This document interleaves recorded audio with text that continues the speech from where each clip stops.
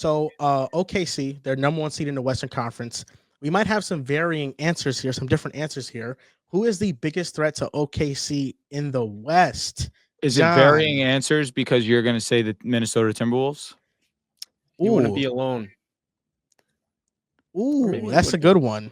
I like that. They play OKC tough. That's a They do. very tough matchup. Jalen Clark getting minutes. John, what's your answer? My answer, it's funny, we were talking about this before, and I was between two Where were you teams. talking about it before? Here we go again, Drew.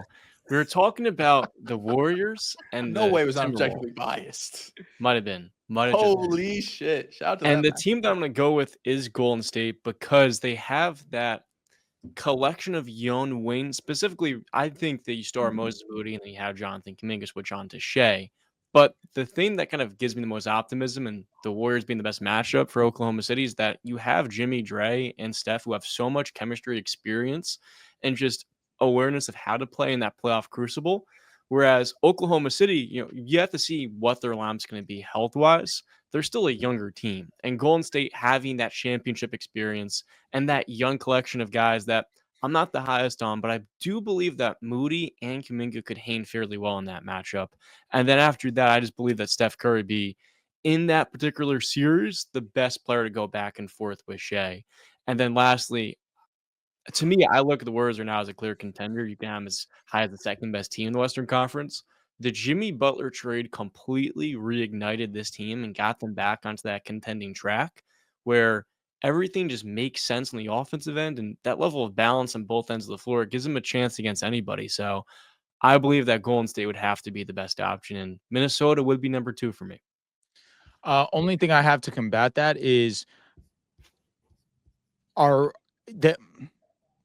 Let me start by saying that this is solely matchup dependent because you look at the Warriors, some people have them as the second best team or the second most competitive team in the Western Conference. But I look at that series versus the Lakers. If the Warriors and the Lakers were to match up, I think that really plays into the hands of the Los Angeles Lakers. You guys aren't this overwhelming interior presence, and the Los Angeles Lakers aren't this team with overwhelming size, although we have been playing relatively amazing defense in the paint.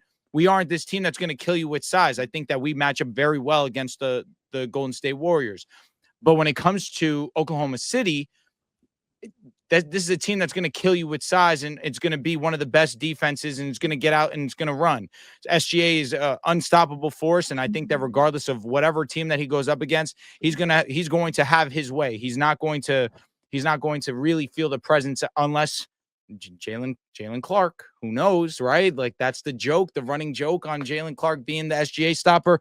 I don't see it. I think SGA, regardless, he's going to go out there and he's going to get his. It's the only team that I can give acknowledgement to as being the only team that could stop them. If I were to pick one, would be the Los Angeles Lakers. But other than that, it's themselves. Oklahoma City is an amazing team. They're very well-rounded. They have a perfect defense. They have a perfect player in SGA. It's just a matter of health and themselves. Are they going to be able to hit shots when it matters most? We saw that last year. We saw that versus the Dallas series where a lot of their guys just could not hit open three-point shots, and that ended up being their downfall and why they ended up not moving on to the WCF. I think that this is an amazing team. I really don't know a team that really can go band for band with them. I'll say the Lakers because, again, Luka Doncic, LeBron James, we know how great that they are when they are on the court together. Austin Reeves has been a demon. He's been incredible. 3-level scorer, fantastic. Jackson Hayes, what he means to the defensive side and as a vertical threat. And then, of course, I have to talk about Gabe. I have to talk about Rui, and I have to talk about Vando as a 3-headed monster on defensive side of the ball. I think that really I don't want to say we match up well with them because, again, they have the size, but we have the star talent to go up against them and give them the best punch. But again, the only team that can stop them is legitimately themselves. I don't know if that's true. I don't know. I get it. You see 2 7-footers and you think they theoretically should be bigger and they should, but OKC is not really a physical team on the glass like that. And I think their best lineups are going to be with one big out as opposed to 2. And then if you have 2 bigs out there with Steph Curry, that's never really the recipe for a good defense unless you have like Evan Mobley or some shit. So I don't know. Like the last time we played OKC, Shea gave us 50. They lost the game though, so I guess that's something to look at. Like SGA did whatever he wanted to do, and we lost. I mean, we won the game. But that was in January. Like we're a completely different team. They're a completely different team. I'd say I'm not really worried about their size at all. Like I'm not worried about Chet. I'm not worried about Isaiah Hartenstein, especially when Jimmy Butler and JK can play up to size. And on top of that, they like to run. I understand that theory. Like they like to run, they like to get out in transition.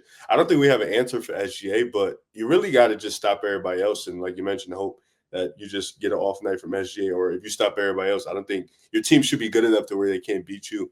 But me and John were talking about this earlier. I don't think like the Lakers. I think Minnesota matches up better than the Lakers. Like Minnesota has like 9 guys they can throw at SGA. Like I don't think the Lakers have. Not like Minnesota can literally throw Jaden.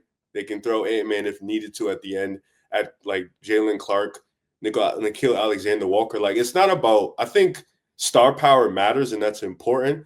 But Minnesota, the way OKC and Minnesota play, they play the same way defensively: physical, gritty, nasty, and the refs let them get away with it. So if you get a team that plays the same way on the defensive side, like OKC, it causes for ugly games. And if it causes for ugly games, that's how Minnesota wants to play. They want ugly matchups. They want really disgusting matchup. And then you have Rudy Gobert at the paint. I mean, SGA's worst games in 2025, one of them came against Minnesota. And it's because, you have Rudy at the paint. Then you have guys that can guard him and stifle him at the top of the key. Like I think the Lakers, they have the star power as where Minnesota may not have, but I think Minnesota has the defensive versatility.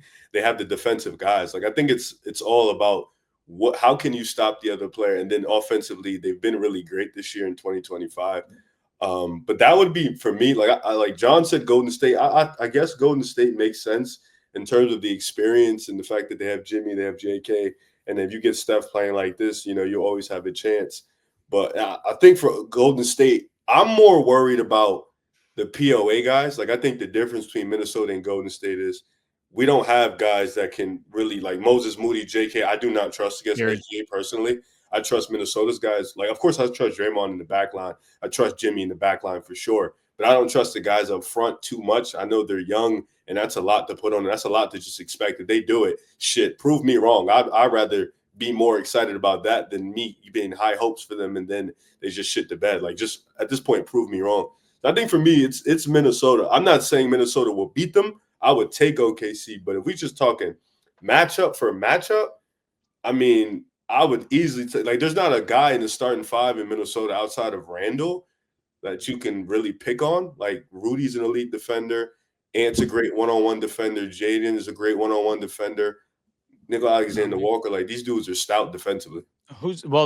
Then I guess you could say the same thing for the Lake. Well, I guess Reeves. You could pick on Reeves and Luka. Yeah. I think the thing about the Minnesota matchup is that Minnesota is very vocal about calling out BS. Like after each time they play, they're all in the media like, hey, listen, it's really hard to play against them when we don't get foul calls, and anything we do gets called all the time and they get away with everything. So I think that matchup, like that's one of those matches where the referees are like hyper aware of like that, and maybe they can call it a little bit tighter. So I think that might work to the disadvantage of OKC. But I mean, they do have a lot of defenders. I think the Warriors matchup, I think that's a big series for Gary Payton II. I think that's a series that he's probably going to have to play a lot, and he's probably their best point of attack defender along with AirPods. But I'll be honest, I don't, outside of Minnesota, AirPods. Oh, God, fuck. He's a good defender. Nah, bro. He's acting like, obviously against SGA, nobody's going to guard him.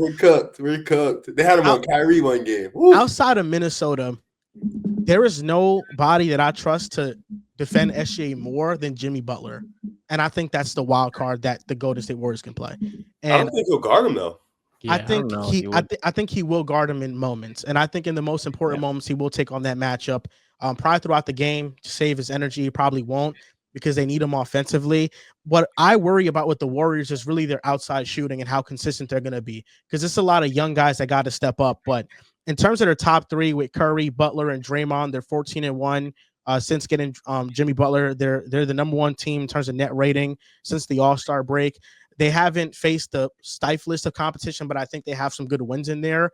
And like you said, when they faced OKC, what they did was they basically just didn't help off of anybody. They were just letting SGA go one-on-one, and that worked. And I think there's an element of psyche in this matchup to where Draymond Green earlier this season said that he doesn't think OKC is ready to win a championship. And I think that when going up against a team like that, there's going to be some level of psychology in play, a lot of trash talking in play, a lot of opportunities for a younger team to maybe get rattled a little bit, to where Golden State, I kind of feel like they're the most dangerous team to go up against OKC. Can I ask you a question? You said check Steph has the cash. I get it. Yeah, that's a fact. You said outside of Minnesota, correct? The defender that you trust the most is Jimmy Butler. Yeah, not probably, Vando. or probably the same. I think Jimmy Butler, I trust him more. And Vando's job is defense. That's in a playoff series, yes. Yeah, he's probably not going to play more than like 15 minutes. Like Vando, maybe like in a 15-minute stretch or like a 10-minute stretch, sure. Possession to possession basis. I mean, if you're going to go off that, then if you're going to say Jimmy Butler, who name the other two defenders that are going to play defense on SGA, and I'll cycle through Vando, I'll cycle through Gabe, and I'll cycle through DFS. Well, the Warriors can cycle through Gary Payton, Moses Moody, and Kuminga as well. Gary Payton's been in one of these. Gary Payton the second is probably the best defender out of all those guys, maybe outside of like including DFS. Vando? Perimeter. Yeah, I'm talking about Gabe Vincent, but point of attack defender is a possibility. Yeah. I mean, he's just much smaller. He's much more agile to get around screens that Vando might get, picked on, and he might be able to play defensively because of that. But no, Vando's an excellent defender. I just worry about how much he's going to play. But these are just role player guys. I mean, yeah, Jimmy Butler, I trust him more than almost anybody else, though. Like I trust him more than Jaden McDaniels defensively one-on-one against Shea. That's star versus star. There's a lot of pride in that matchup. I trust him more over anybody. Sorry, go ahead, John.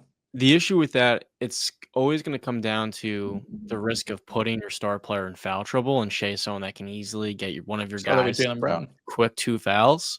Mm-hmm. So if I'm Steve Kerr and the Warriors, I have to play a fine line where Jimmy in those important stretches will guard Shea, but you can't keep him on it for an extended period with the risk that he gets into foul trouble and he can't play as aggressive as he would. That's like a second half matchup. Gary Payne the second, Moses Moody Kuminga, you shuffle in the first half.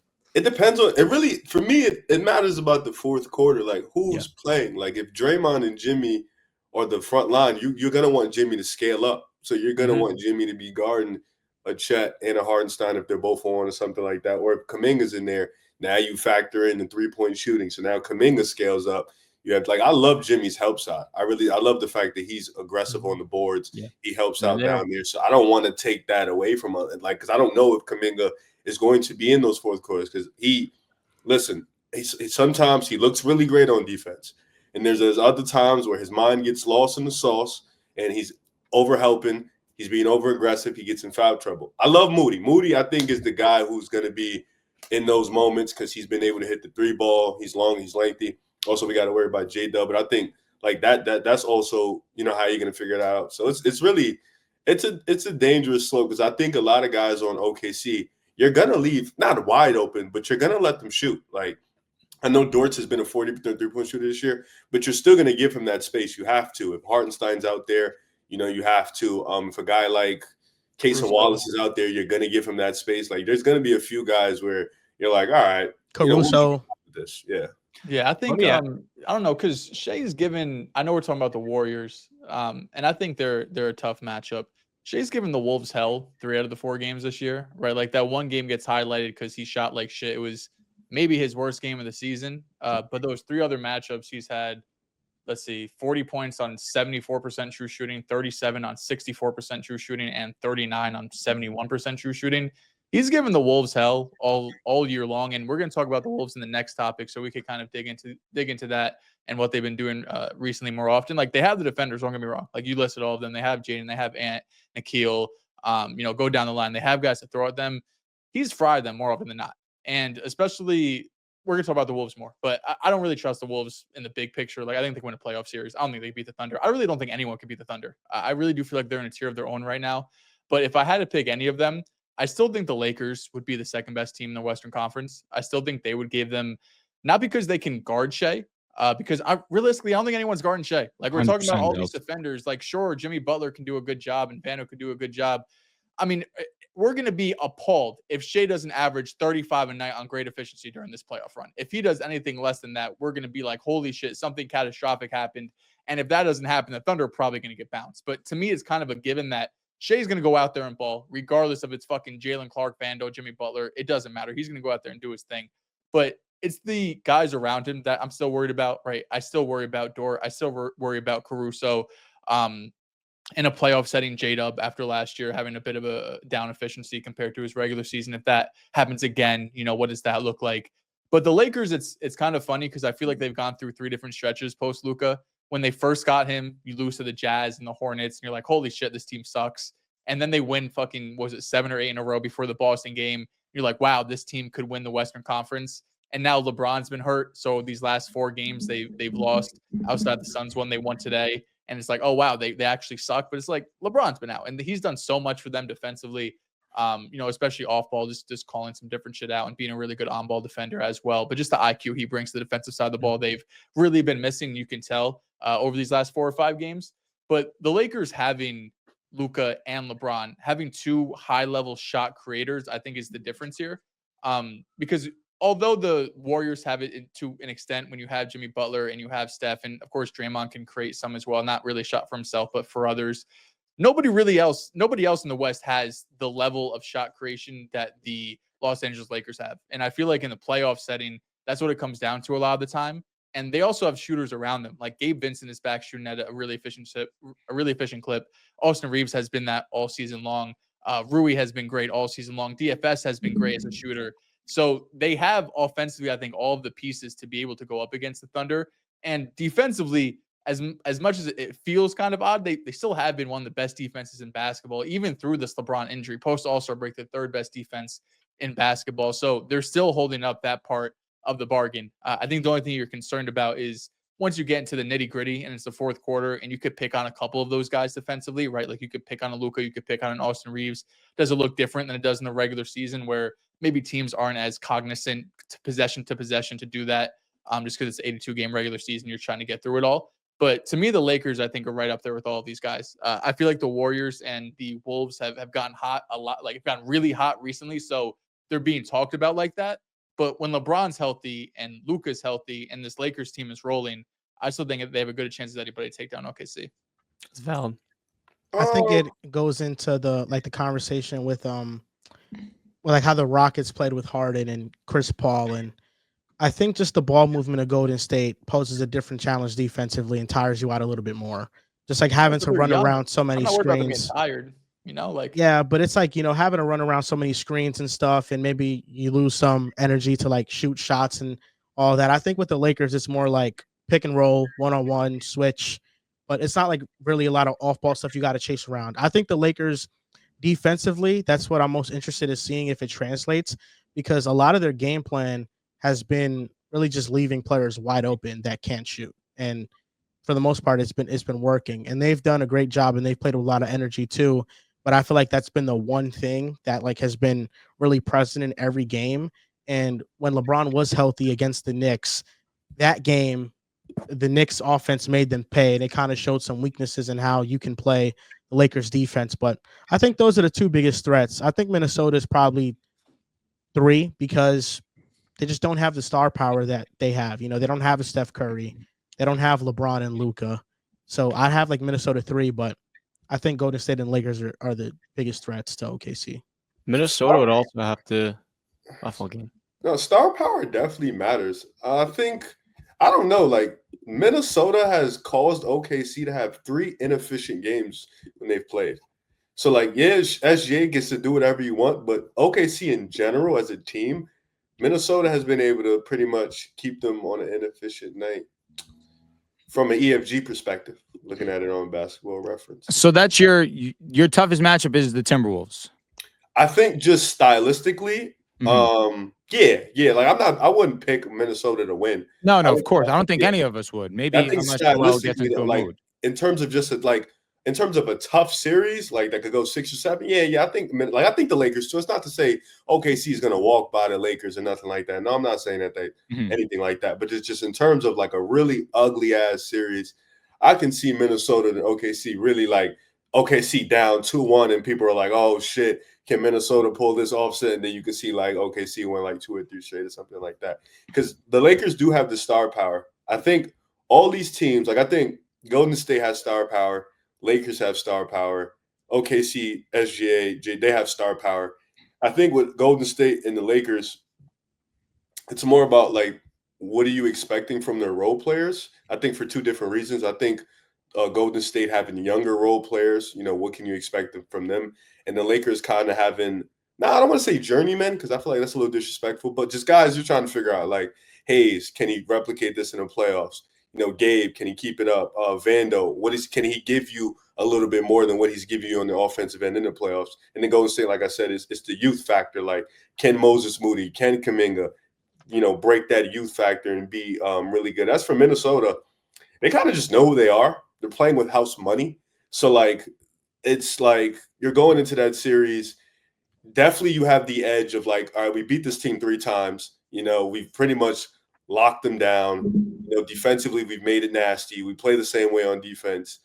So, kind of that mental edge of like, all right, this can be like if they play in the first round and it goes 7 games, OKC wins. I'm not sitting here like, oh, this is shocking. Like, I can't believe OKC didn't blow them out. Now I'm thinking like, all right, yeah. 7 games. I'd be There's a surprised part if of me it that took would be 7. shocked. I I'd be shocked. wouldn't be shocked. I'd be like, all right, I could see it. It was an ugly series. I can see it.